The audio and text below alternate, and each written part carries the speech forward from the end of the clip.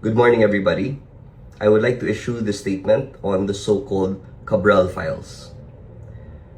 I would like to start by saying that the Office of the Ombudsman recognizes the heightened public interest, the commentaries, and even speculation surrounding the so-called Cabral files. We reiterate that the shared objective of all concerned institutions and even individuals should be very clear at this point.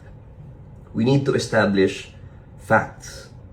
We need to uphold transparency, and we need to hold accountable any individual found to have committed any wrongdoing. So all our actions must lead to these. And so at this point, the office deems it necessary to clarify a few things. First of all, the Office of the Ombudsman has actually been approached by multiple sources claiming to possess copies of the supposed Cabral files. These claims underscore and really highlight the importance of distinguishing between original evidence on the one hand and secondary or third-party copies on the other hand. Second, the best and most reliable source of documents are actually the agencies and individuals who had custody, who had control, and even authorship of the computers, the storage devices, and the files themselves. Evidence that is derived directly from these sources will naturally carry far greater evidentiary value than copies that are circulating outside official custody.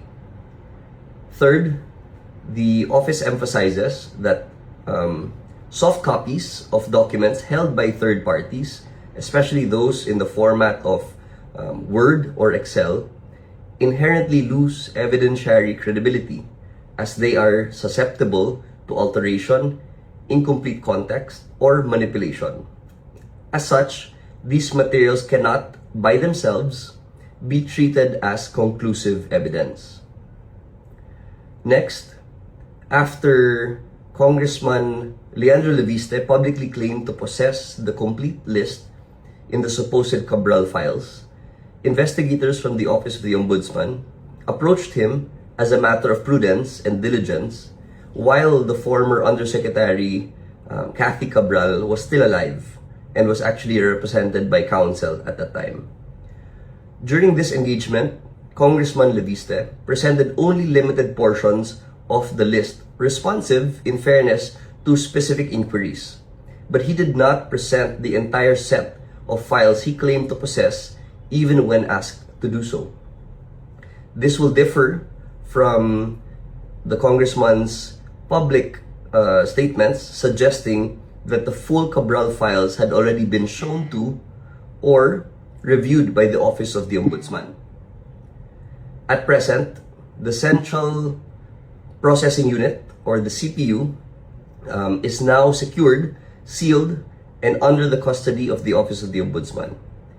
And the office considers this a critical development as it allows the investigation to proceed on the basis of an original digital piece of evidence. And so now, as an update, the office is preparing to conduct a digital forensic examination of the CPU of the former USEC.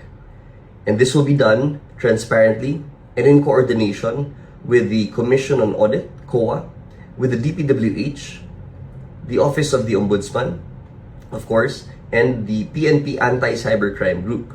And this is to ensure the integrity of the whole process.